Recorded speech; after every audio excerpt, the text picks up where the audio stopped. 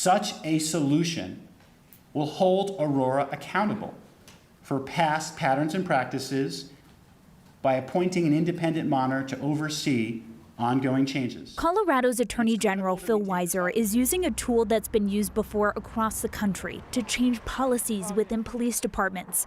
But Weiser says this is a first for Colorado. His investigation into the Aurora Police Department pushed him to recommend that the city enter into a consent decree. For us, the guiding light is how do we build trust in law enforcement and in government such that people are treated legally and fairly. Attorney General Weiser and Aurora will have to agree on specific reforms in areas like use of force. Consent decrees aren't just about policy and training. They're all about performance, and performance in line with community expectations. Danny Murphy knows how this process works. He used to be in charge of implementing one of these agreements at the Baltimore Police Department. The length of the negotiation process in federal consent decrees can vary somewhat significantly.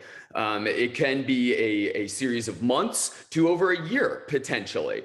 But I think it's in everyone's interest to try to come to an agreeable set of meaningful reforms as soon as possible. Consent decrees can come from the federal level, too. Weiser hopes the agreement with Aurora will be effective and won't need federal action. There will be baked into this decree process real accountability measures to ensure that the reforms are enacted at the end of the day. Kelly Rinke, 9 News.